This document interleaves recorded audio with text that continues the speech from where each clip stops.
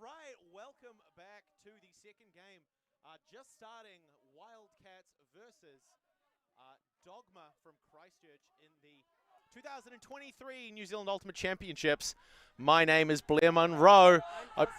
We are here at Ngāpuna Y Sports Hub as Jack Keddie puts a big one up for Whitlock, who tries to inbound greatest. What an attempt, but it's not going to come away. Keddie slightly overthrown. Whitlock tries to bring it back in bounds. That is a fiery start to the first points. Really cool to see that type of energy right off the bat. Strong warm-up from both teams. They've been out here from the last match, since before the last match ended, really getting this energy hyped up to bring a good match. So as Blair mentioned, we've got Christchurch here. That's Dogma in the white, and Wildcats are hailing from Wellington from the North Island, flying down for the tournament. Lennart's on the far sideline, puts a high huck up. Keddie shuts that one down. McIntosh not able to get a hand to it. Whitlock, the hoodie putty hammer, the blue bomber sends a big forehand. Who's he looking for? Robertson deep, pressured by Fernando. Looks like no call. Robertson not able to get a hand to that one. Now on both these teams, we have a diversity of talents, both a lot of experience in both places. Players having played across New Zealand. Lennart's with a big send. Theo looking for the follow-up there, laying out for the follow-up catch, but Whitlock just climbing up the ladder for that D. Broughton on the near sideline. In fact, it almost looked like he had to try and jump over Jack Keddie's bid to make a second play. Great athleticism on display there. Whitlock, far sideline, wants to put one to Hogg, but it's not going to come away. Puts one low, looking for Fitzpatrick Cockram. Touches down, right on the doorstep, pressured by Sanders. One quick dishy backhand to Broughton for the first score, putting Wildcats, our 2022 champions, coming first place, 6-0 in the tournament.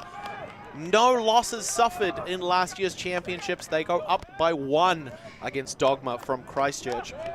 Really great to see the energy out there from both teams, which you can also hear Blair and I kind of channeling in our voices. We can feel it buzzing on the sideline, and so it's really exciting to be here. I was also mentioning both teams with a diversity of talent. Dogma with bringing players, young and upcoming talent up through the pipeline. So great to see that outreach, that community focus, giving back and trying to cultivate and grow the talent within the community, along with some players who are just extending, still performing at the highest levels in their career. Players like Dave Sanders and Hannon as well out on the field taking a knee. So just a broad range of talent. In addition, in the middle, we see players who've played overseas. They've played in North America, New Zealand, and internationally. And also for the Wildcats, cultivating players bringing from all across the region and all across the field. Zoe Reisner out there, truly representing the Opens division for all genders. Really a lot of depth on both teams. Low working with Bryn Douglas. A household name. We've seen a lot from Bryn Douglas and what ULTI.TV has brought to you this year. Our mixed championship last year for Credo, as well as our Trans-Tasman series that we held back in May. Now, so for those of you who are joining us, what a D from Robertson. That is experienced positioning in the midfield there. I was going to say conditions are slightly windy. Nonetheless, Wildcats through a zone, very effective zone there with the defense. They're indicating on the field that there's a travel on the throw. So Van Turnhout very quick with his give and goes, trying to chain something together with Robertson, but a call was made. So Harry Jones for Dogma essentially making a call that throw was made from motion in a way that isn't consistent with the rules, and so the disc will return. It's interesting to see as well with regards to the Wildcats being one up. Kelsey, you and I were talking about this earlier. Their roster is missing a couple of those big names, the Liam Haberfields, who's over in the America at the moment, playing with the Atlanta Hustle, I believe, for the AUDL. Reiser going for a score! Ooh! Did she sneak it in? Dogma players are saying she was out of bounds. Now in Ultimate Frisbee, when you're on the line, that indicates that it's out of bounds. Reisner agreeing with it there. So that's going to be a turnover. Disc going back to Dogma. You mentioned Haberfield, another one, Joe Panaya. Mr. Consistency himself. running the downfield. Two formidable opponents in the handler space for for Wildcats. But it looks like those gaps that may have been created in the team have been filled. Wildcats have definitely managed to find players to fill those roles. Nauman with the throw there, great catch, and just pancakes it off of his hands. Such a fierce upline cut to try and pull that one in, but it bobbles from the hands. Really like to see the chilly consistency there, though. Nauman taking a moment to wait for that cut to open up. Reisner puts one through to McKenzie. Works back with Robertson. The round backhand's not quite getting where he wanted it to go in the wind. Campbell Nauman goes to the skies, pulls that one through. Finds Dominic Lowe, works back towards the midfield. Harry Jones still having to work the disc. Nauman puts one out. A beautiful score by Harry Jones. Quick push to the near sideline. And then a great upline cut for the score, bringing us back 1-1. And I love to see this, Blair. The players flooding the field. We're seeing high fives all around. Really strong energy to be bringing to the beginning. The beginning of the tournament, on the scoreboard here. The whole team running on to celebrate, showing that it's a team point. It's not just the one player who ran it into the end zone there. We're going to get to see that again. Nice push, and then a really aggressive upline manages to get those steps in front of the defender, who gives up on the disc by the looks. Kind of lets him walk away with that one. And good footwork too. We see Jones with the footwork, just double checking that his feet were inbounds. And it was no contest Little of the goal cheeky there. Double tap as he toes that one in. Great work by the Dogma side to tie up the game. So as I mentioned before, conditions today, it's warm, it's not too warm, beautiful weather for Ultimate Frisbee, around 15 degrees Celsius. There is a slight wind, enough for the Wildcats previously to determine they wanted to run a zone, they wanted to switch things up in the very beginning and put that pressure on Dogma. But it's not very windy. We might see it playing with the disc a little bit, especially for the pop passes, for any high releases. But for the most part, generally quiet conditions. The pull goes out of the back of the end zone. What happens now, Blair?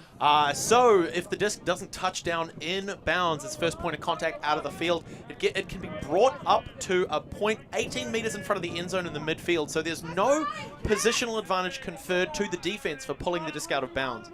We saw Whitlock raise a hand over his head to signify that a brick was going to be taken. And as he sets up, the Wildcats offense slow to start moving.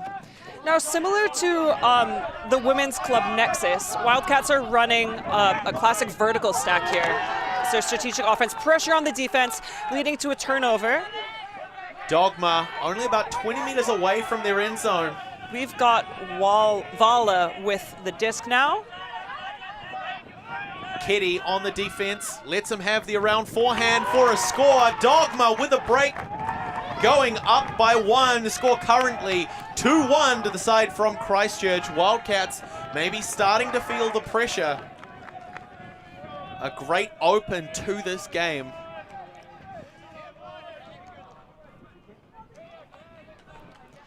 Now, there's a lot of trust on Dogma. It's, as I mentioned, a really deep team. Interestingly, we've got players from Wildcats who have also, they're more recent. They're rookies. They're up and coming. They're coming through the pipeline, but also a lot of experience. We've seen Robertson with the disc as a handler. He's number 14, who's played quite a bit with Polar Bears in the States.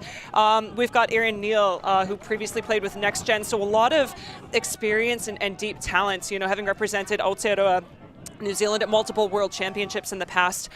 So really great to see the development that they've been doing in the region, and also that that experience on the field. It's really, really great to have that diversity across a team. So Dogma are about to start off the next point of the game with a pull. We see the signal from the Wildcats showing that they are ready. Big shot goes up. Lot of float, plenty of time for the defense to get set up. Joel Gordon, a massive favorite, finds Broughton, goes over the top. Gordon has to take 2 sneaky jumps to get that one in hands. Dogma definitely pressuring with a zone defense. Yeah, so they're mirroring what the Wildcats were doing before, and they're running that zone defense, kind of hoping to pressure the handlers, who seem to be having no issue. Broughton there with a sneaky inside pass to that open player in the end zone for the point. Again, trying to put pressure on the throws. Switching up the defense can really just kind of get in the offensive mindset, switch things up, make a change, you know, challenge the other team to think creatively and how they're going to break that down, but not an issue for the Rivers Wildcats on handlers. The score there. Wide open space, as you say, Kelsey. They were just punching through the front of that zone. And, you know, we did mention as well, with some of those names missing from the Wildcats roster, I think Peter Hoban as well, who we've seen play with the Wildcats quite a lot, is not here with us on the team roster at the moment. But those roles have definitely been filled. We've spoken in the past about how Joe Panaya just loves playing that quick chip offense against the front of a zone. And again, with him absent, the Wildcats have managed to fill that niche. They've managed to get those players who are working through the front of that zone quite comfortably. Joel Gordon working with Broughton to work their way through and put away a score, bringing us back to 2-2. And you know, interestingly, as we can see a great example right here, oftentimes the zone falls on the handlers to break down. A lot of handlers really like to see zones. It means they're getting a lot of action on the disc with the quick passes. But you know, there's a lot of pressure also on the downfield to be finding those open spaces. You won't have, you know, as much of the glory except for when you're scoring the point, when you find that gap right there, as Wildcats did so competently. We've got Dogma on offense, and Wildcats has switched to a junk type of defense, person on the handlers. A lot of communication we can see on the field. Van Turnout directing in the midfield, pointing out the open players and stopping those undercuts. Nauman and Lowe with Douglas in the upfield. He puts up the forehand that he's known for. Too high. It's not going to come down in Dogma hands to put another score on the board. Disc going back to Wildcats. Van Again, Turnhout with the disc. May have been the winds there a little bit, just adding that extra touch.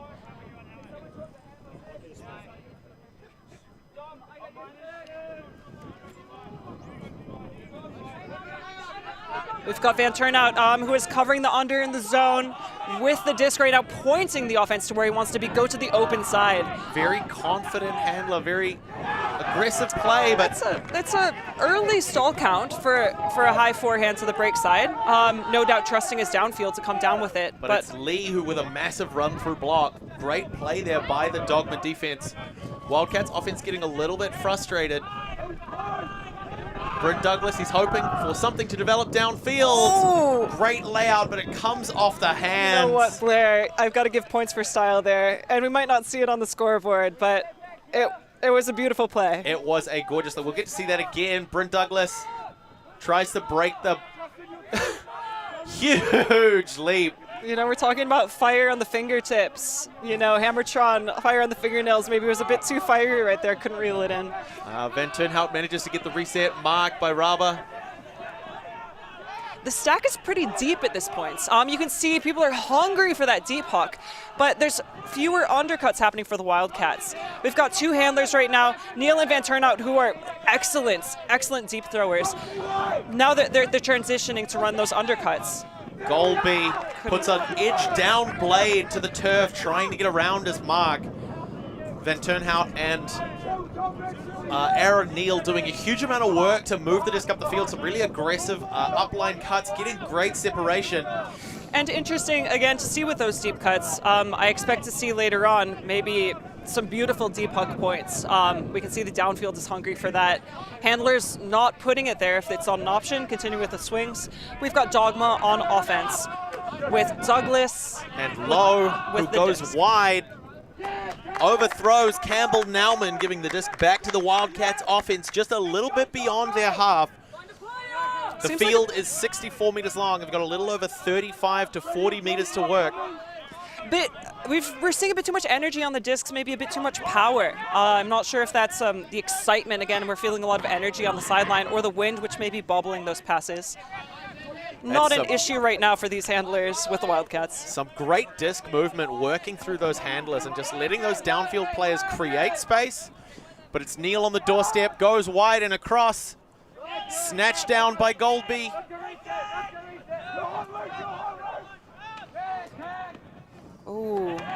There's some bodying up in the end zone, but Neil and Van Turnhout managed to sneak it in there. I really like the dynamics of those handlers. You know, they were really pushing it to the open side. Dogma was really providing that pressure as well, especially on the mark.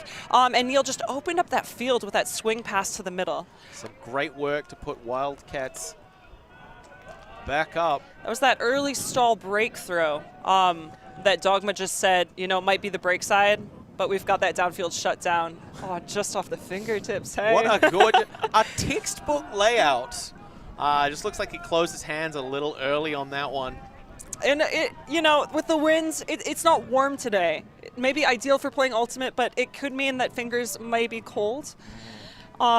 Just taking that little time to warm up and get that soft touch back again. And a timeout has been called. So both teams more or less trading at the moment. Wildcats just up by 1, carrying that champion's pride, making sure that they're bringing the weight of their throws to the field. If you're the Dogma side, you got the first point on the game. You put one up and you managed the first break of the game. You had early game momentum and things have started to slow down. Wildcats have managed to claw things back. Kelsey, what are you talking about in this timeout? You know what, Blair? I'm seeing a lot of, you know, mirroring between these two teams. Issues that they're both facing seem to be similar. There's a lot of talent on both sides.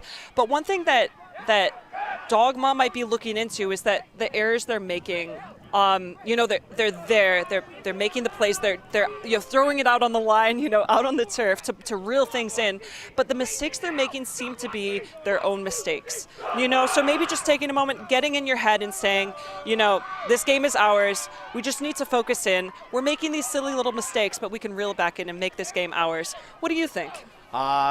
Yeah, to me it just reminds me of the sort of the typical like post-match debrief after a loss. You always hear players talking about, they didn't beat us, we beat ourselves. And it really comes down to games like this. Are those errors being generated by the defense, or are they being generated by the pressure that you as an offender feel? And so Dogma, they've got a little bit of tightening up to do, but their athleticism is easily on par with the Wildcats. Their skill is as well. It's really going to come down to which team gets to dial that focus in, the tightest to the earliest, who can break this game open and start to walk away with a bit of a margin. Now, Blair, I've got a question for you. We've got Nicholas Whitlock with the Frisbee now. He's on Wildcats. They're going to start on defense with the pull. What should we be looking out for today from Nick Whitlock, the Blue Bomber? And where does that nickname come from? The Blue Bomber from his days playing in AUC Flood in the Mixed Ultimate Championships before a move down to Wellington, putting him on the Hoodie Putty side, who won last year's Mixed Ultimate Championships Division 1. A great performance against the, up until that point, undefeated Marvelous DC. Nick Whitlock's a bit of an enigma. He's a very, very aggressive defender. He's capable of making huge plays, but he's also very good at demonstrating a calm leadership and guiding an offense when he's able to generate those turns. Huge play there by Lee to keep that one up. But it looks like there's a question about it. I just want to take a moment to honor that throw.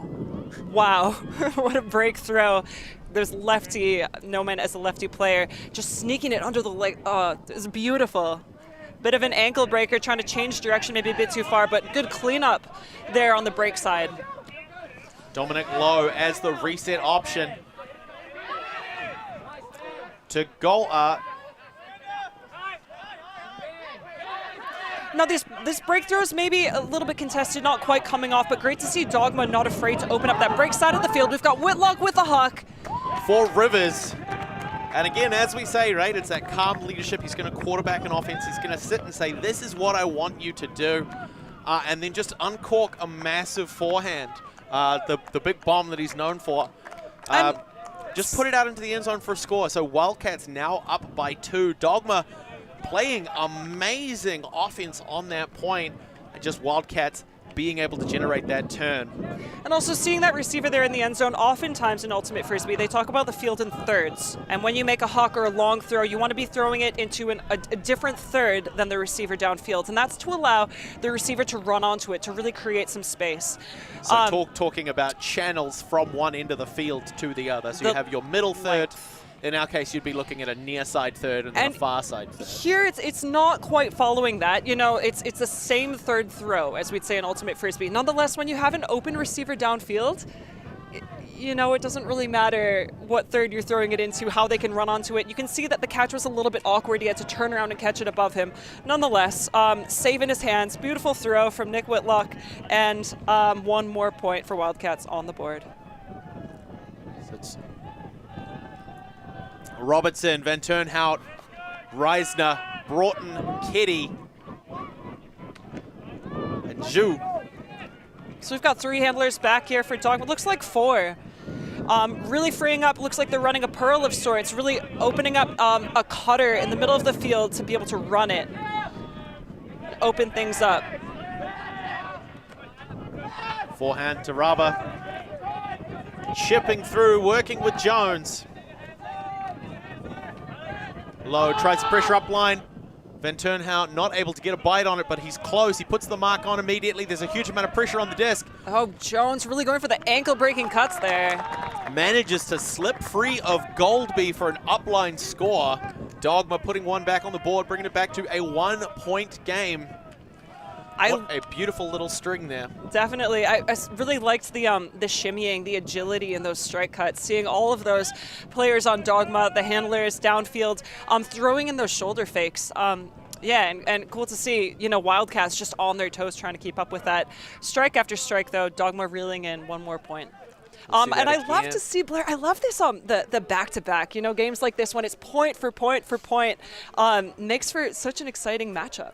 Yeah, I've always said anytime I'm on a team, I don't mind winning 15-0, but I would much rather win 15-14. Those real close games that actually test you as a player.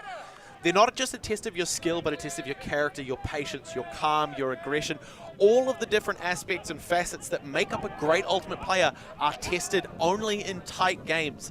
Like I've said, when we've looked at Nexus and their amazing performance in previous seasons, the sword that doesn't get used doesn't stay sharp. Yeah, that's very well put. And also, New Zealand Ultimate here, Division 1 championships, which we're watching here. Division 2 will also be played this weekend. So great that there's the depth, the interest, the skill at this point, the growth of Ultimate Frisbee, that there's Division 1 and Division 2 to be played. And no doubt at this point for these Division 1 players to be going up against the different regions, different clubs, to be able to keep the sword sharp, so to speak, at that level. We've got Wildcats right now, sneaking through passes. Was he in? Looks like that was in, so Fitzpatrick Cockram doing some great work. We saw Broughton and Whitlock bouncing the disc, making some really great in-motion throws. Just that ability to quickly change the direction of the disc. And a little bit like air hockey almost, where it's the position starts to change quickly and things open up on the other side of the field. And we're going to see here, perfect acceleration out of that disc, finds Broughton, threads one through. Such a fun way to watch Ultimate Frisbee too, that ping pong almost, that bip, just one after the other. And Fitzpatrick Cochrane celebrating there, giving a wee homage to his background as a footballer. Playing football, you know, good hand-eye coordination, good foot-eye coordination, with a gentle touch with his feet there, giving the disc some love. Mackenzie just tipping that one through, a great layout attempt by Dave Sanders on that one. Wildcats back up by 2. The score is 5-3 in favor of the Wellington side.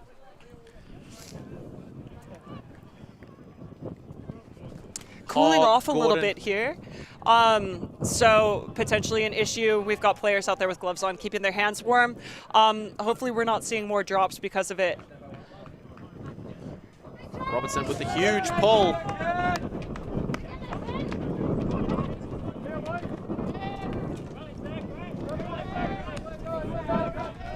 And zone kind of echoing, as I mentioned, those conditions.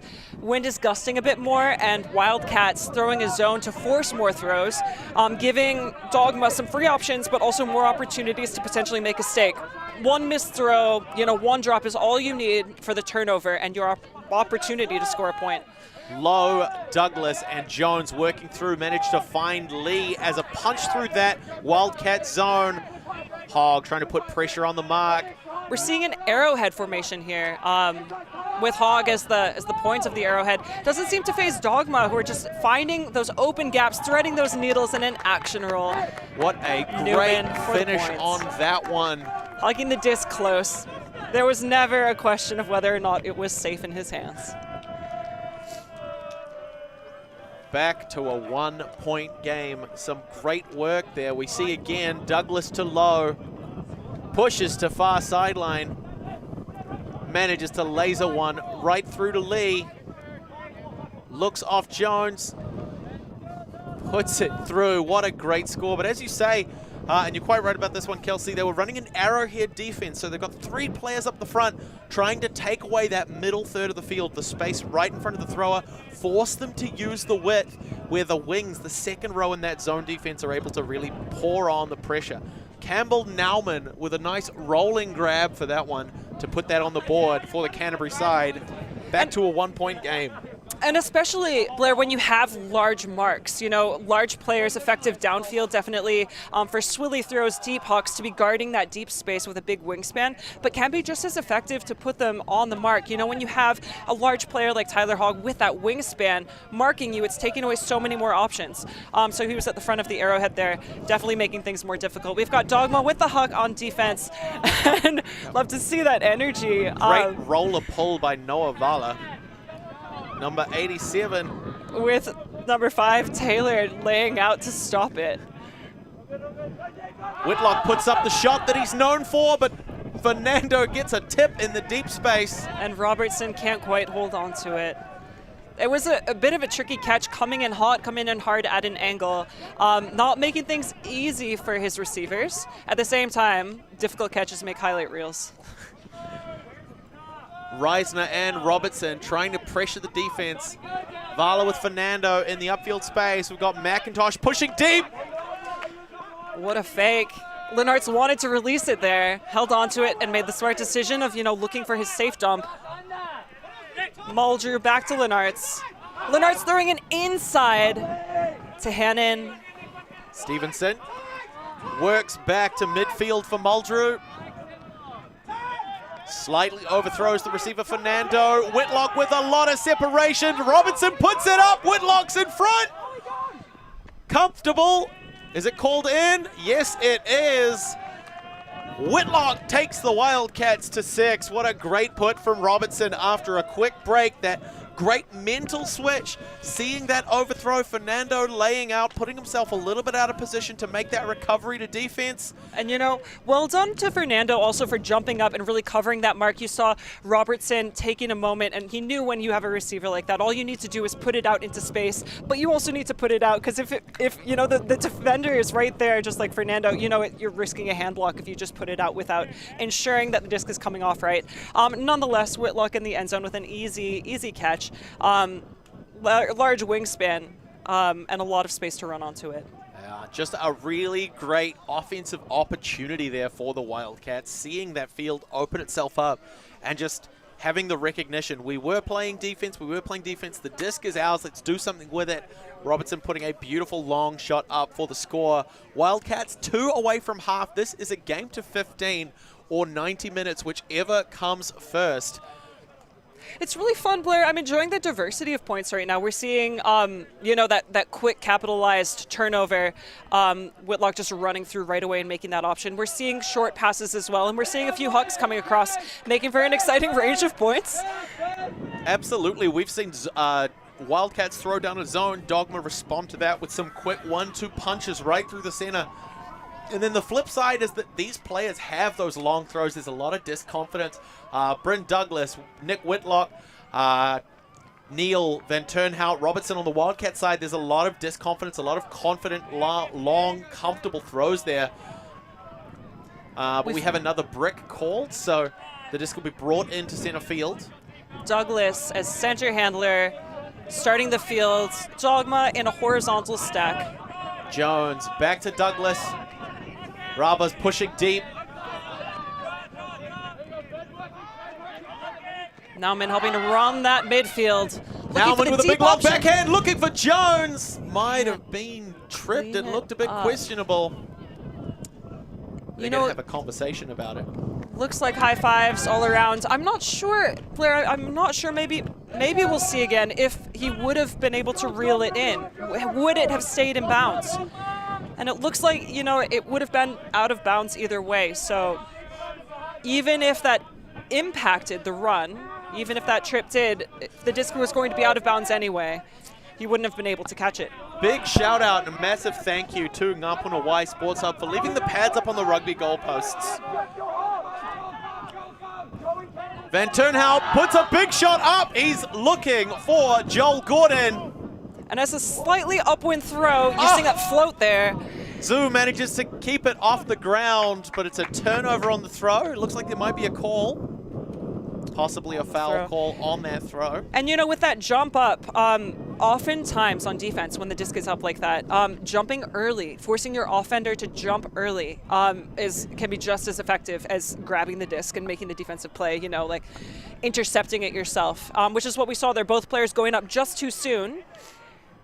And then, offensive player, Wildcats, number 57, coming in to just clean it up at the end. Yeah, Not needing to jump at all. In a battle in the sky, timing is almost as important as your sheer power in terms of a vertical jump. And Ju, number 57, they're calling a timeout.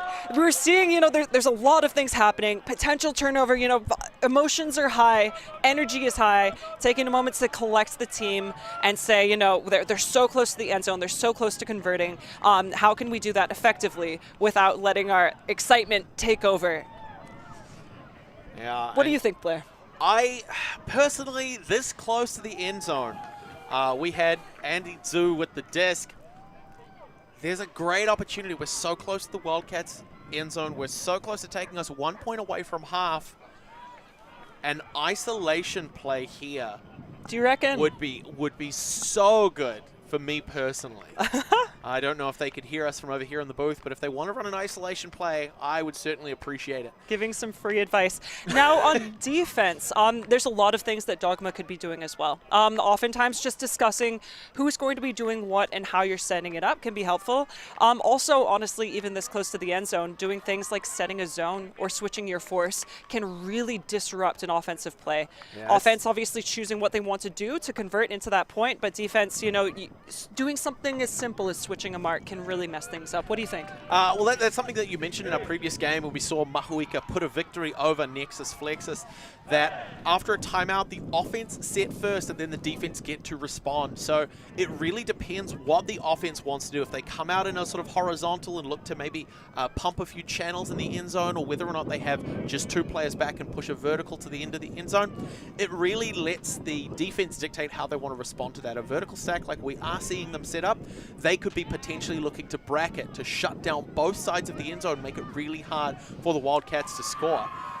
So force is back end, and we've got, looks like Van Turnhout there isolated. We've yet to see kind of what exactly they'll be running. Neil also a very capable option as the reset handler. The disc is about to come in. Douglas checking the disc in. Zoo with the disc. Van Turnhout isn't able to get free, so the disc gets reset to Neil, who comes wide, finds Gordon on the near sideline. Oh, what a cut! Works back to Neil, to Gordon again. Norzel, oh. Zoo has the disc. There's option after option, but you know, Wildcats is really waiting for the right opportunity here, not trying to rush things. It goes back to Neil. He's trying to quarterback something in the end zone. Pressure's riding high, goes wide. Beautiful. You love to see that chilly, that calmness, you know, when there's option after option after option. Wildcats out there throwing ankle-breaking cuts, and Dogma responding, just saying, ankles aren't broken yet, guys. And that's the thing, Dogma really applying strict pressure on their defense, sticking to their players, and it's not until eventually the gas starts to run out that we see a player manage to actually get the separation to turn around, as we're going to see here. Norzal manages to just turn around, recognizes the player's out of position, and Neil was able to hit that one. I feel like at that point, honestly, it's a matter of how collected you can be. You know, on offense, it's a matter of how calm and collected can we be before we're making that choice to put the biscuit in the basket to make that completed pass to the end zone to score the point. Because if you fire too early, too soon, if it's not there, obviously it's a turnover. Meanwhile, on defense, it's just cut after cut, that mental intensity, that pressure of staying there, staying alert and not letting your player get past you. Yeah, that kind of just needing to pay attention to, like, what are the things that you can still control. You can control your position relative to the defense, but when there's so many moving parts and you're looking and a player's moving into your space, maybe they're going to become a threat if you let them go past you. Do you call a switch? Do you try and change those matchups on the fly? Again, the reason these players are coming to Div 1, though, to be matching up against that talent across the country, across the Motu. Yeah, and great to see this matchup here. Dogma coming out in, looks like a horizontal stack. We've got 3 handlers back, and Wildcats with their arrowhead, sticking with that arrowhead zone. Although it looks like they're sort of changing things up a little bit. When the disc moves towards the sideline, they're forcing back towards the middle. Oh yeah, it's a bit junky, isn't it? But again, as you pointed out, when you're on defense, there are lots of opportunities to disrupt that offensive momentum. And that's what we're seeing a lot of here from the Wildcats defense. A play style that we often see, this is common in Japan, a defensive play with quite saggy type of defense, you know, just loosely taking away options. Raba with the disc, right on the doorstep, wanting to put it back, bring it back to a 2-point game for Dogma. Finds low, goes around to Raba, we're right on the edge. Wide cut. Player wide open on the near sideline. Is Jones going to go for it? No, he's not. He's going to find low. They're really forcing that far sideline. How good. That's a pick call on the field, though. A pick, of course, when a player's out of position and defense can't stay with, as Ultimate is a non-contact sport, defense needs to be able to make a clean play. Can't be having to run through people. There's a foul call on that play as well. I'm guessing contact. Yeah, it looks like. I think the player might be arguing that Kitty was maybe pushing them out of the zone. Let's take one more look. Looked like both teams holding, or both players rather, holding consistent lines low, tries to get that backhand across. It's not going to come away. So just a reminder for those watching at home, you're not seeing any sort of officials on the pitch. It's a self-officiated sport. The players take it upon themselves to learn the rules, make calls and resolve them between themselves as amicably as possible. It's important not to try and resolve a call in a way that necessarily benefits the individual or the team. Those calls should be resolved in a way that reflects what should have happened had those offenses not occurred. But Dogma are able to sneak one through regardless. They bring it back to a 2-point game. The score 7-5 in favor of the Wellington Wildcats. Undefeated in last year's championship, only 2 points ahead in their first stream game of the 2023 New Zealand Ultimate Championships at Ngā Puna Wai Sports Hub in Christchurch. You know, Blair, I really like the way that was resolved as well. You were mentioning self-refereed sport. Great to see, you know, players on the field talking through, very calmly resetting. Everyone was on the same page. Makes for, in my opinion, a much nicer point here. Ended up turning into a point where, you know, it was clean. People were on the same page. There wasn't any contact happening, and you know, he brought it out. I think makes for a much nicer way to kind of close that out as opposed to, you know, having tensions high, which we might be seeing later in the tournament. First day, but good spirit of the game here from both sides.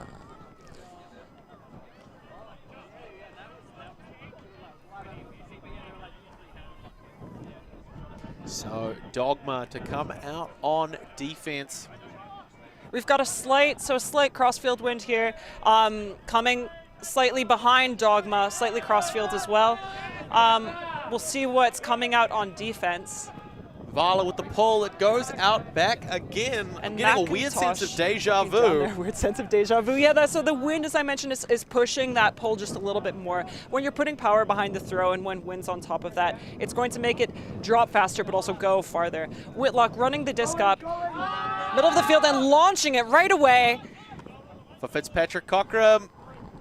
Ketty hungry for that point. Trying to get open for space, but it's touchdown by Fernando, but Joel Gordon manages to put the brakes on, almost on a turntable, spins himself around with a layout score. What a beautiful point for the Wildcats to take half. Does that man dance the polka? If not, he should. Dancing on his toes there. Yeah, as you mentioned, what a turn, what agility. Laying out for that pancake catch. Great way to close out the first half. Hopefully we will get to see that again. Here it is, Ketty trying to get separate from his defender. It doesn't happen. Fitzpatrick Cockram sees the wide open shot. Fernando goes up, gets a touch. Joel Gordon runs through the turn, manages to keep that one in hands for a great score. Wildcats take the first half. You know what, that's a great point there. Such solid defense, you know. Open side throw and so much pressure. Really props to the defense there as well. But what a great way to close it out. Okay, so we will take a short break before we come back for the second half of the game. Until then, my name is Blair Monroe. I'm Kelsey Bielik. And we will be back with you very soon.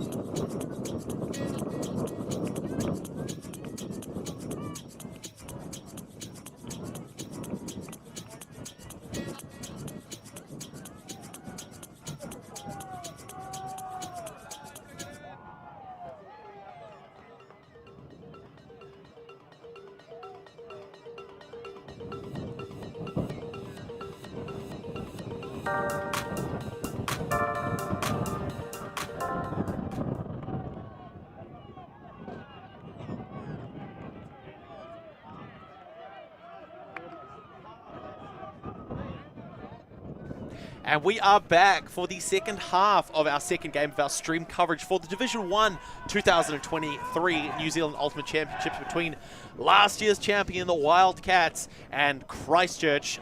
Christchurch's Dogma. My name is Blair Monroe. And I'm Kelsey Bielik. And we are, as always, your eyes and ears on the ground to provide you context and commentary for some of the most exciting sports action you're going to see this side of the Pacific Ocean. Haere mai o tahi. Welcome to Christchurch. We're here at the Puna Y Sports Complex on this beautiful day.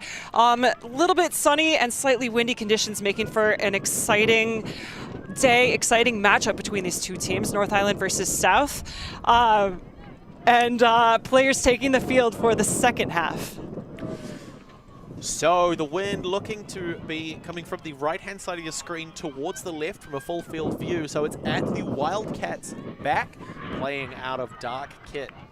Now for the first half, we saw some massive plays. I was really getting excited about the diversity of points that were being scored. We were seeing some beautiful hucks, some quick conversions, you know, defense just immediately capitalizing on that space, that conversion to an offensive play. We were seeing some great give and goes and short movements as well as some great layouts from both teams. I'm hoping to see a bit more of that in the second half as well. Blair, what are you looking for? What am I looking for? I'm looking for a little bit more fire from the Dogma side. We saw some amazing points where they were able to punch cleanly through the Wildcat zone. Some really clinical offense working with Dominic Lowe, Bryn Douglas, Harry Jones, doing some great handle movement. I want to see some more of that. I want to see some pushing the Wildcats a little bit harder. We've seen some amazing defensive plays just right towards the end of that last point. Richard Fernando managed to get up, get a touch on the disc, but Joel Gordon, head on a swivel, managed to pull that one down and close out the half for the Wildcats side. You know, it really, it puts the phrase into visualization there, catch your Ds, they say in Ultimate Frisbee. Catch the disc so the offense doesn't have another opportunity. Dominic Lowe, so fast, he ran out of his shoe. But it looks like there might have been an ankle twist on that one. So that's an injury on the field now. In the meantime, Wildcats coming down, they'll be playing a zone. We'll see how Lowe is doing. Hopefully just a cramp. Looks like it might be.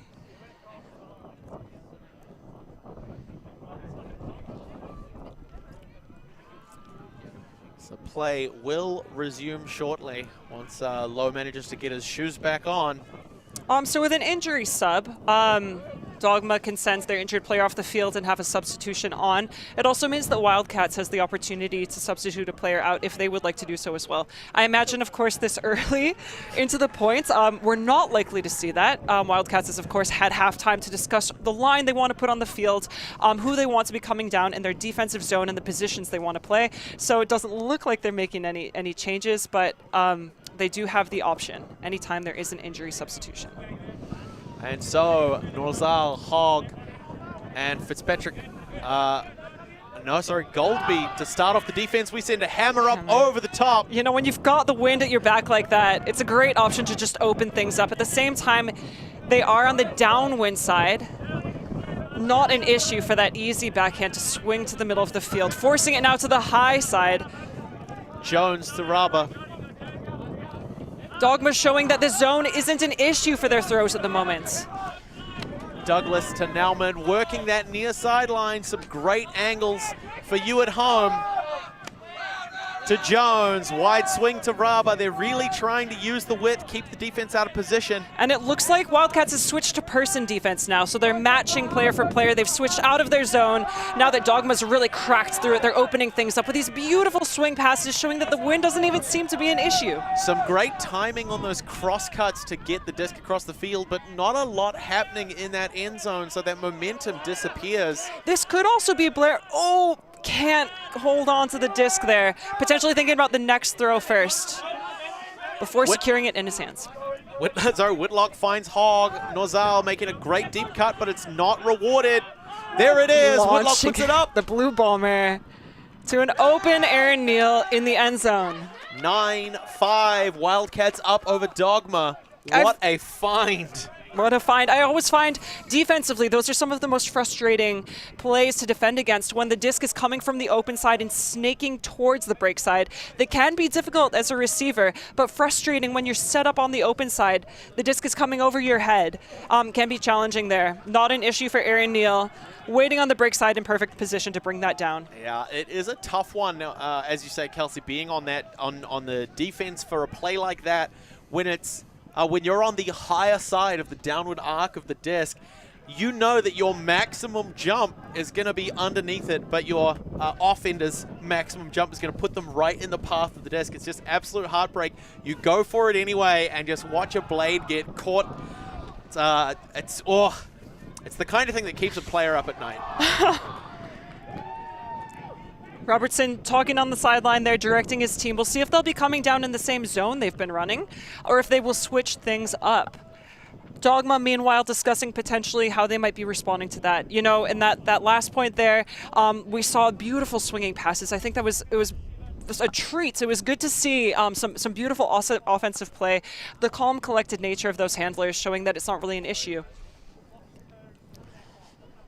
So Wildcats with the disc. Lachlan Robertson going to send up a big pull, joined on the line by Rivers, Keddy, Van Turnhout, Reisner, Zoo. The disc coming up despite the wind, showing that it's not an issue for an upwind, slightly upwind huck. Hodgman, and it looks like Lowe is back on the field, works the far sideline, finds Nauman. I think that's a pull play there. It's a big one, Rip, looking for Jones.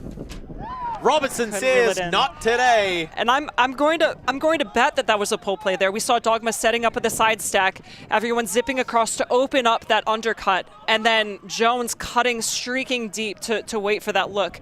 Dogma, no doubt at this point, trying to put together a pull play, which is just a critical, it's an easy way of saying we all know what to do. We're going to follow this format to try to put an easy point on the board. Reisner looking for an undercut, covered under and looking deep before the disc is live. Van Turnhout with a great slash cut.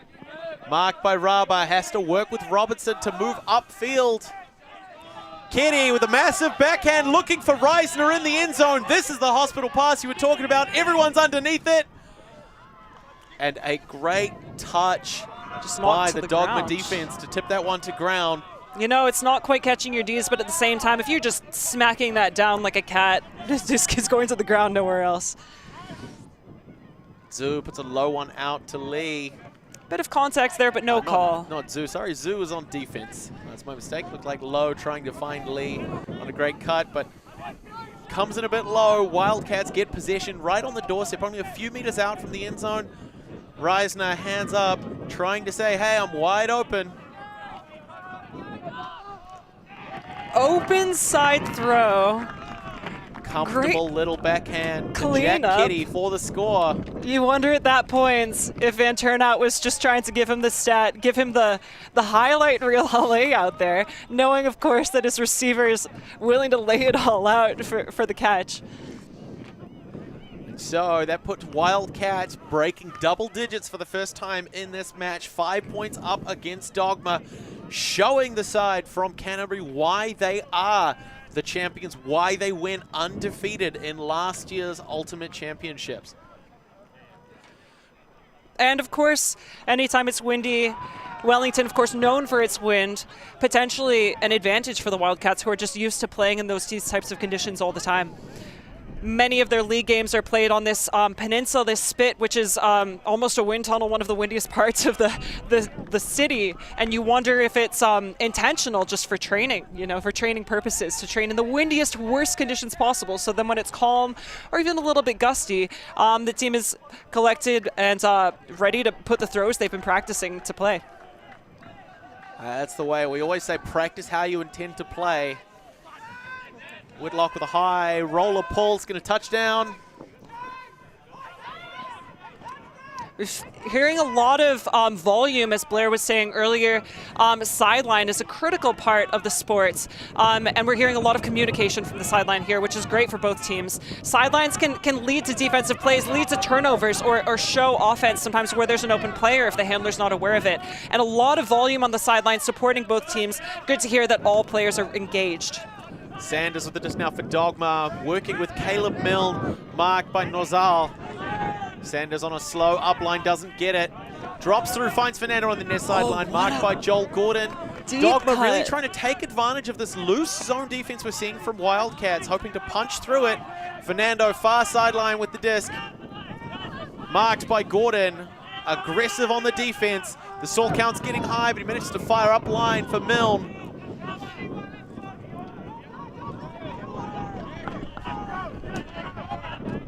Milne to Sanders. Easy open front of the stack pass there. Vala to McIntosh. Can he close this one out? We're seeing just it's a bit messy. Finally finding that open player. There was so much happening in the front there. There was this massive black almost that was the Wildcats playing defense. So really good vision on the throw there to find the open player, just standing waiting. You know, there was a lot of poaching happening, which is when a defensive player isn't marking the person, they're marking space. We'll get to see it again. Steps across, there's a lot of Wildcats traffic. Bryn Douglas gets open. A little half pivot. Low release there, bounce backhand. The disc swoops back up like the Nike logo into the hands of Bryn Douglas for the score, bringing it back to a 4-point game. We'll see it one more time. What a lovely throw. And after a few points that Wildcats has consecutively put on the board, that is a much needed point for Dogma to bring their heads back in it. Oftentimes with a mental game, just securing that 1 point can be all you need to, continue that on. Just a reminder that, hey, we're in Div 1 for a reason. We are here for a reason. We have the skills, we have the capability. We've proven ourselves in our regional qualifying tournaments. We've made it to Division 1 Nationals. Let's show them why we're here. And Dogma, no doubt, hoping to continue this, turning this 1 point into a train of points to bring it back.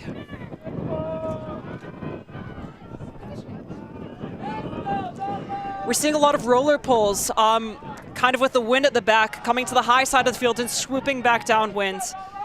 Broughton and Robertson working early. Wildcats in a vertical stack here. This is classic, just classic Frisbee. Vertical stack with under and deep options. The force right now is forehand. When throwing forehands upwind, they can be more likely to turn into a blade, which is maybe what Dogma's hoping with this.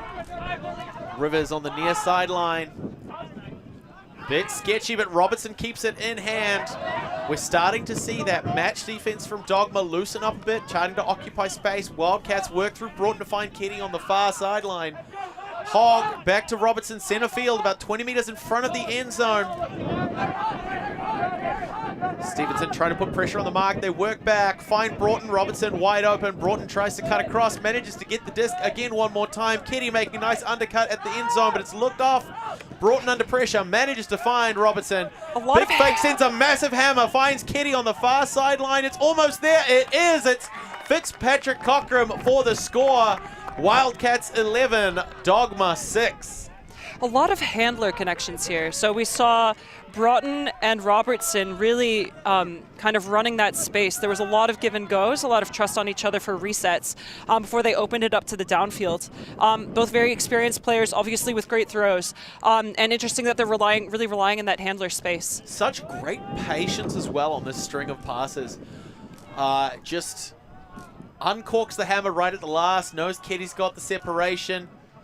We saw that hammer, it was similar to one we saw previously in the game, and likely how we're going to see hammers thrown in this game is from the high side of the field down to the low side of the field. So it's an extra safe option, throwing it to the break side, but with the wind blowing in that direction as well, yeah, it makes for a safer throw.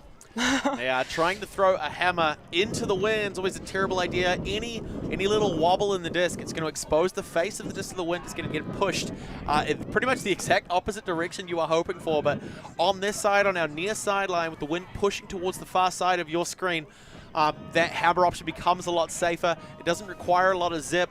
I just carried it straight to the hands of Jack Keddy right outside the end zone for a very, almost like a high pivot, high release forehand for the score with Fitzpatrick. Wildcats streaking down the field to set up their defensive play, and the disc is well out of bounds on the other side of the fence. We'll need another one on the field. Looks like that one will definitely be bricked. So as Blair is mentioning now, a brick refers to, as we've seen a few times when the disc goes out of bounds, when the pull doesn't land in the game of play, it's pulled up a few yards, and the off team on offense gets to start with it higher up in the center of the field in a position of advantage. Don't need a new disc when tournament organizer Richard Fernando is able to play multiple roles, not just a player on Dogma, but also jumping over at the fence to retrieve the Frisbee. Every tournament needs a committed ball boy. So well done to Richard Fernando, but also technical director. Douglas to low to Raba. Pushes up, finds Lee. We're seeing a very zony look. There's a lot of sort of loose space. The Wildcats trying to signal, covering players, but Douglas manages to get the disc. Looking unpressured by the Wildcats defense at the moment. Low tries to break some ankles, but Andy Zeus sticks to him. Has to go sideways. Finds Raba, marked by Van Turnhout. Douglas has got it, marked by Norzal. There's nothing happening in that deep space. A lot of pressure downfield. So Wildcats are, I mean, they're really shutting down a lot of options. It feels quite stagnant with the cuts. We see Dogma really putting in the effort and you know, pushing to get open. But handlers right now, these Dogma handlers aren't left with many options, which is why we're seeing a lot of these swings right now. The swings going off very well. Clean throws, clean options. Kind of losing patience there with that huck, but cleaned up well by Nauman. That is the Bryn Douglas special, a bailout forehand with a little bit too much edge, but Nauman manages to keep it in hands. Resets to low. We are very close to another Dogma score. What an inside-out throw. For Luke Raba to put one on the board. Dogma 7 to the Wildcats 11. Looks like it was on the line, actually. So an ultimate Frisbee on the line indicates out of bounds, or in this case, not in the end zone, so it wasn't a point. And there we go, cleaning it up. Nauman to Douglas by the looks. I also wanted to just point out previously, Lowe had a beautiful offhand backhand pass. I think it was a lefty backhand to the middle of the field. I don't think we're going to get a replay of that, but I just wanted to comment on it. Shout out to a nice offhand backhand upwind. Really, it's a throw that every player worth their salt should have in their arsenal. I've been a proponent of the offhand backhand most of my playing career, and everyone always laughs at me because why throw a lefty backhand when you can throw a push pass? But clearly the lefty backhand's winning on the day as it strings together a few passes that allow Dogma to put one more on the board and bring them back to 4 points away from the hereto undefeated champions last year's winners, Wildcats. And I also wanted to comment just on that huck we saw. Kept alive, kept in play by Nauman, really cleaning that up. It's something that teams will definitely be training in practices. They'll be training beforehand, really focusing on that. Even when you're just pressing with the mates, if the disc goes wide, you know, or if it's not quite there, being a backup for your teammates and always just being in that mindset that you're there to clean up anything that comes your way, comes into play in situations like this where Nauman is heads up. You know, he's seeing this disc go and he knows that maybe it was for him, maybe it wasn't, but regardless, he's there to clean it up. We've got Lachlan Robertson with the disc. Now Wildcats on offense, and a lot of the signature quick passes in that handler space that we're seeing from Wildcats. Dogma in a zone. Getting involved. Now, it's interesting, Kelsey, that you mentioned that idea of having sort of those backup cutters downfield as the Wildcats continue. Robertson trying to direct traffic in the downfield space, Whitlock with it. A lot of Japanese teams also tend to play in that same style where they'll have two players cutting for the same throw, one further downfield in case it overthrows or goes above head, gets tipped off. Just always having that second player available as Broughton looks to find Whitlock, who goes over the top. And Fernando quickly backpedaling to get back into position. There's the hoodie potty hammer. Easy. One more downwind hammer. if it's there, if it's going to the break side, you know, if you've got those great receivers, why not? Joel Gordon, I believe that was, reeling that in as the Wildcats go within 3 of a victory in their first stream game. First game of the tournament. Oh, is their first game of the tournament as well? Yes. There it is, the Hoodie Putty Hammer. Great work by the Dogma defense to close in on that as well as they did. Technically it becomes a throw in double coverage. It's a hard one to pull down. We're going to get to see it from a better angle. Wablam! Interesting zone that they were running to.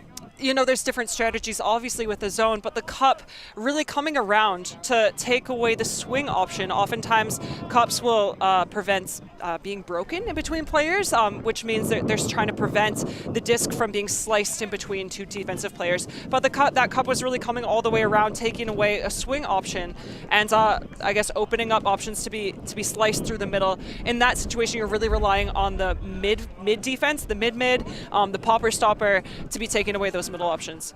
Yeah, I would be keen to see that zone again, to just break that down a bit more from Dogma. They have an opportunity on offense now.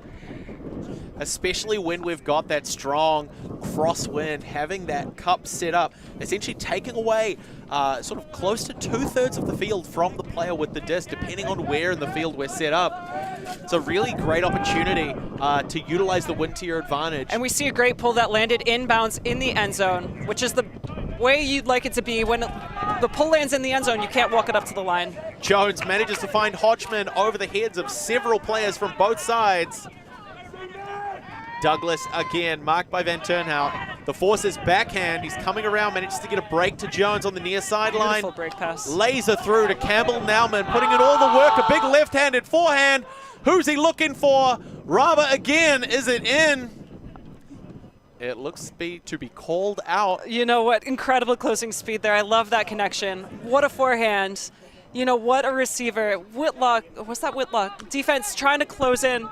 Whitlock giving us away from the sideline, shout out. Teammate on the field there from the Wildcats closing in on defense. But shout out to that run.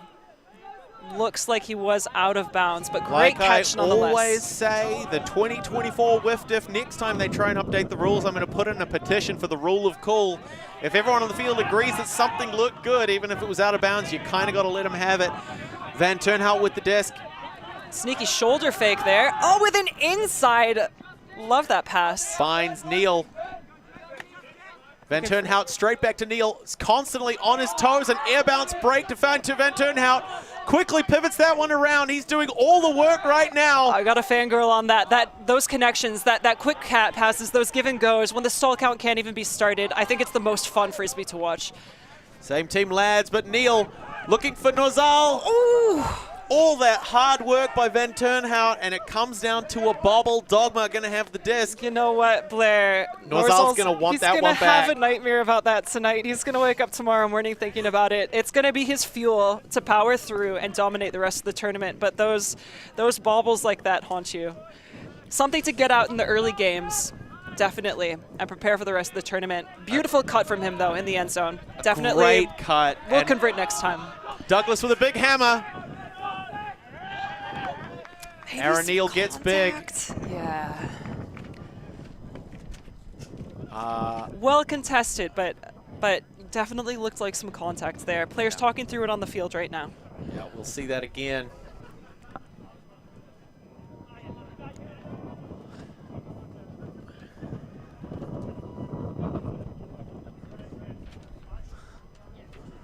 Tries to Vince Carter, put him on a poster.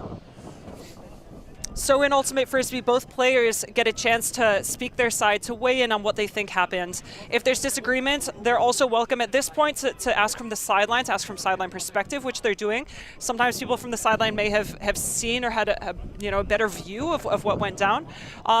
So sideline, Robertson weighing in here and what he saw, and both players sharing their perspective to come to an agreement. Reisner giving us a wee boogie on the sideline, or from the field, it looks like. She's waiting for this to be wrapped up, probably wants to get running again.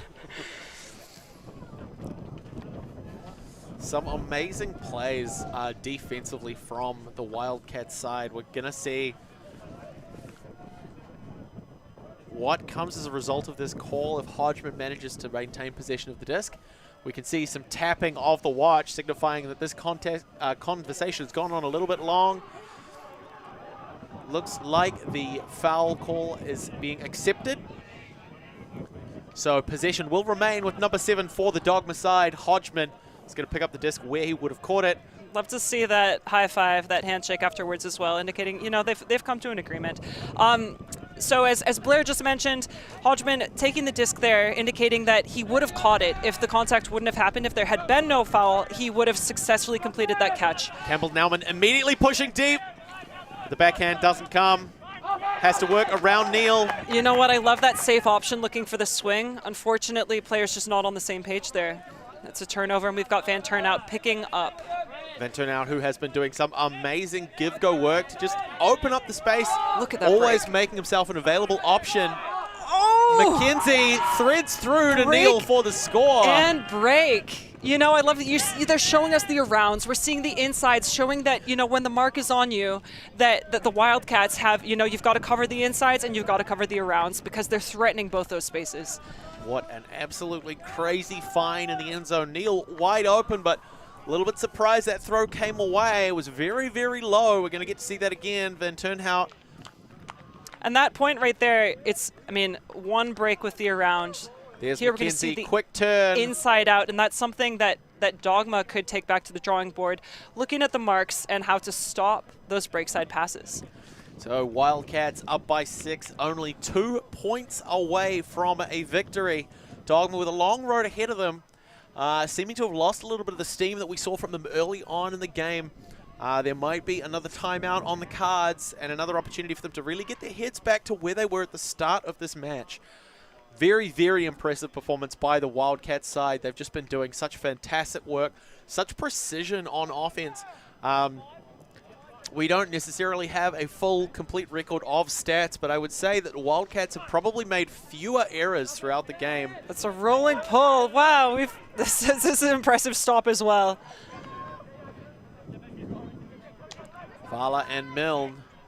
So we've got a different zone coming out here. Wildcats obviously prepared a few of them, a few in the back pocket to pull out. 4-person cup. Really, really putting pressure on the throw, or is it a saggy? But figure this out. What we're going to see from Dogma is an attempt to get on the wrong side of the cup to hopefully find the defense out of position. And Dogma handlers, no doubt, in their zone, in that space, trying to crack it, which it looks like they've done. Wildcats switching now to person defense. We see a pick downfield. Yeah, so as you mentioned before, Kelsey, when a player's movement to stay with their opposition player on defense is impeded by the positioning or a potential for contact from other players, regardless of which team they're from, pick is called, and players are given the opportunity to catch up to where they reasonably feel they would have been had the pick not occurred. And we do like to say, of course, songs out, guns out, but the 2 arms up like that aren't just these very fit players showing off their guns. It's them indicating that a pick happened.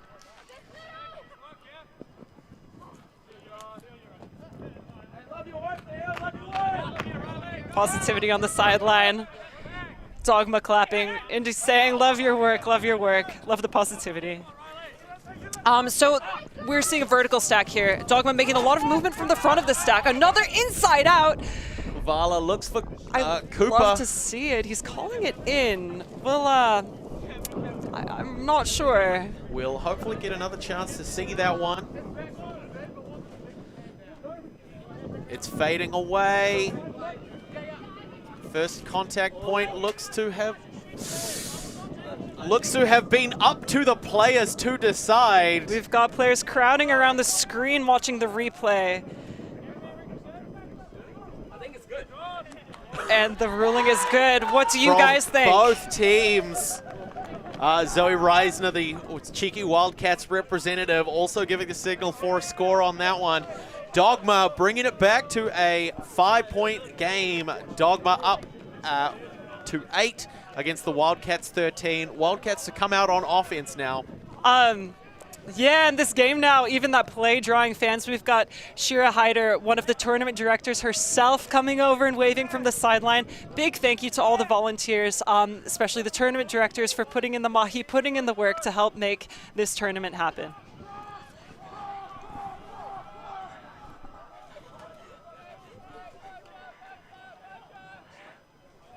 One more time there, watching this replay. Nice inside throw. The wind took it just a little far.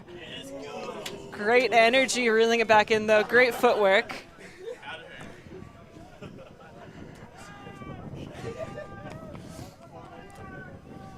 Every Dogma sideline player crowding around the commentary booth, trying to get another look at Josh Cooper's amazing play there. They are going to have to go home and watch the live stream on their own time. We still have a game ahead of us. Vala puts a pull-up, putting the edge. It starts to touch and roll. Van Turnhout stops it early. And we've got nice movement right off the bat with the handlers there. Van Turnhout with his signature backhand around. Broughton firing. McIntosh closes that one down. McKenzie's not going to get a bite. Seeing it as a safe turnover. Just playing that defense and ensuring that Wildcats won't get a hand on it. Dogma taking their time. We've got Fernando, marked by Broughton, who will be picking up the disc, slowing things down for a moment and allowing the team to set up, collect themselves. We're seeing Dogma in a vertical stack here, classic vertical stack, with two handlers back. Fernando looking to engage his reset. We saw Lenartz cutting deep there, looking for an under, but stopped to prevent a pick from happening. Made the deep look, and Sanders couldn't make it to the break side in time. Just a little bit of that high edge in that wind as it's coming from the near side to the far side of your screen. Showing the top of the disc to that wind is going to push the disc down, and we saw the disc blade into the turf a little bit earlier than I think the thrower would have liked. And classically, you'll see that when you're forcing upwind throws. If they've got a blade on them, can drop, you know, and if they're thrown flat, can float higher. Makes it easier for the defense to definitely get a touch on it. While throwing downwind, they tend to fade a lot faster, just drop to the ground. Yeah, and that really is one of the biggest things. It's one of the reasons why when we've talked about the, particularly with the Nexus Flexus team, some of their throws, and particularly this Wildcat side as well, we know Wellington is a very, very windy city. All of their outdoor practices have a huge wind component to them. Broughton puts a big shot up. There's a lot of float underneath. Van Turnhout's under there, but it's Vala who's going to come up with it. And very cool to see the multi-talents of players. I really love to see when, you know, players are breaking out of their traditional role. You know, Van Turnhout here showing that handlers don't have to just stay in the handler space, that he's fully capable of being a deep threat as well. I think really an important way to remind your defender to respect where they're marking you and not just be forcing you downfield, you know, if they know upfield could be a threat.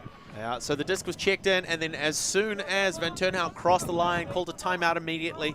Great tactical play, some good opportunity here to maybe set up something very, very secure that will allow Wildcats to put the point on the board and take them one away from a win.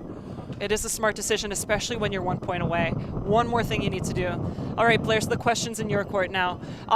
One more point, potentially, for Wildcats to win the game. Well, they've got to conclude this point first. They have to. If you're that team right now, what are you doing? If you're Wildcats, what are you discussing? Well, I mean, the player who called the timeout is the one who returns to possession of the disc. So we've got Riley Van Turnhout with the disc right on the doorstep. We've seen him comfortably break pretty much every mark that's been put on him this entire game. He's incredibly mobile in that handler space. He's very quick to change direction. Very, very good pivot, confident thrower on both the forehand and backhand side. So in terms of Dogma defense, I don't think it really bothers him what happens. So it's just a case of what happens with his own Wildcats players in the downfield space. Who else have we got on field at the moment? We've got Tyler Hogg, comfortably the tallest player on the field. Could be a nice option for something over the top. We've got Whitlock as a reset and Broughton as well, so some really, really confident handlers. But it looks like they might be trying to set up an isolation. And you're touching on some good points here, actually. That turnout with the disc, he's been breaking marks this whole game. But just a reminder that this team is capable of running the offense as they want to, of focusing on themselves as a team as opposed to what Dogma might be, how they might be responding on defense. So we can see here that it looks like Hogg, right next to the disc, is going to try and set up an isolation for himself. The rest of the players pushing to the back of the end zone, and a couple of bailout resets if they're necessary in Broughton and McKenzie. Yeah, Broughton is a super dump, just setting up behind. And if he is selected, no doubt looking for a small dishy pass or a pop pass. Broughton looking to break ankles there. They're opting for the over. Reisner poached deep. Well, I did say that Hogg was the tallest player on the field, but second place would have to comfortably go to Zoe Reisner. With a thrower like Van Turnhout, something over the top was always going to be an option. Managed to find a wide open Zoe Reisner in the end zone. To the headbutt, the celebratory headbutt on the disc. Putting the Wildcats within 1 in this Opens Division match. Zoe Reisner showing why Opens is exactly open. We do not call it the men's division. It is open to anyone, especially when you are a player as dominant as Zoe Reisner. Any team would be lucky to have you. Scrambling for that hammer as it floats down, but no pressure from the defense. There's the headbutt. 1 away from a win. Great work by Zoe there. And Wildcats now on defense. Whitlock with the disc, supported by Joel Gordon, Andy Zhu, Farhan Nozal, Tyler Hogg.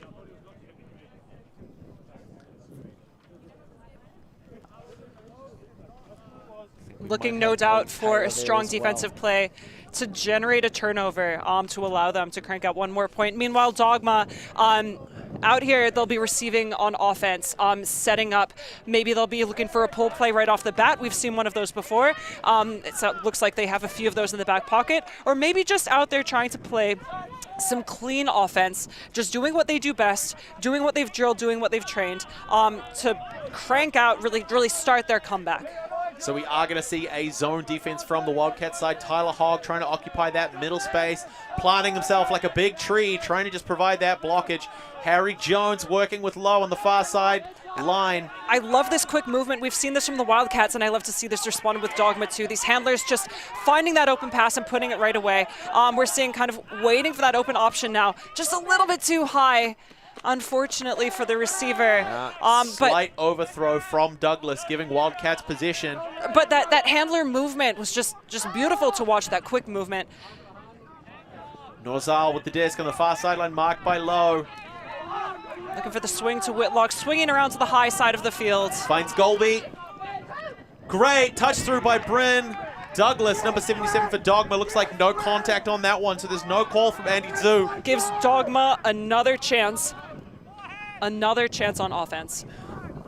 This is what they need. Low, slow approach to the disc, marked by Nozal. Again, allowing his team to take a breath from an intense game, allowing them to open up options and to set up what they're going to do. Break throw. Douglas on the doorstep, works back to Low. Low swing into the open side.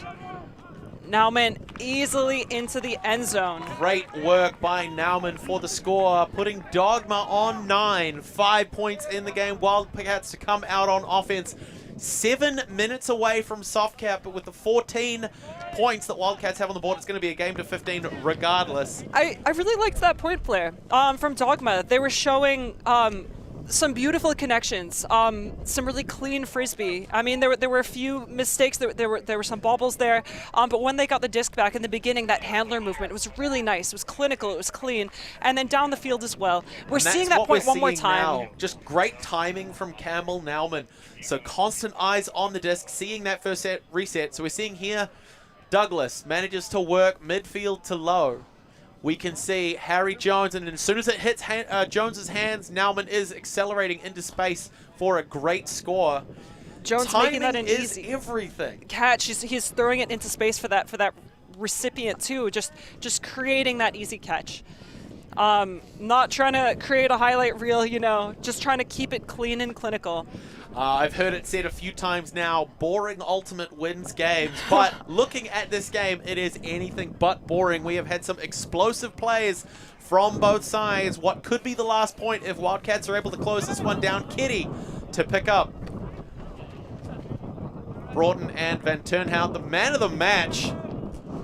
And the signature orange hat. Quite deep right now, making the undercuts, really opening up space for those undercuts, so that could be part of the strategy. That was the Jack Williams special. Riley's been talking about it for a couple of years, trying to pressure an upline and chop step to get inside the defender. Managed to pull it off flawlessly here. Oh. And Fernando calling a foul. There was a little bit of bumping there. Looks like he's arguing that Fitzpatrick Cochrane may have pushed off of him to gain a bit of momentum. Also really disrupting the give and go that Fitzpatrick Cochrane and Van Turnhout had going there.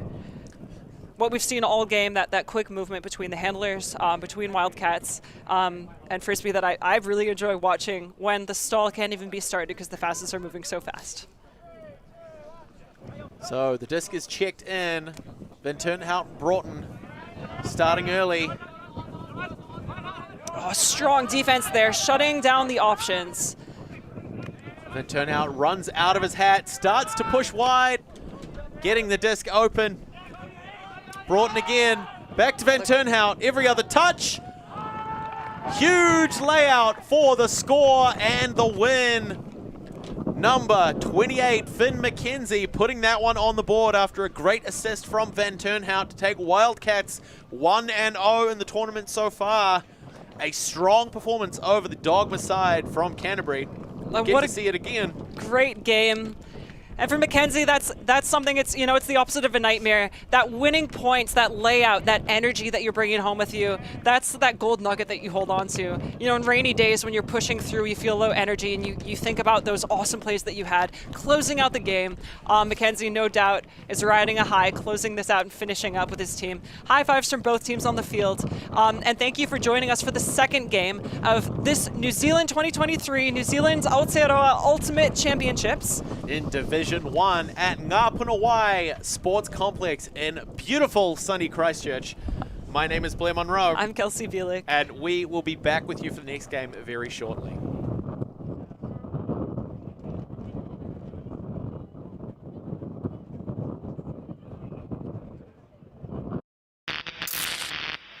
The ultimate things in life are free, and we're keeping it that way. Subscribe to keep up with the latest games, tournaments, and community content. Share it with your team and friends, and drop a like to help spread Ultimate to more people. Spread the word, spread the love. ULTI.TV.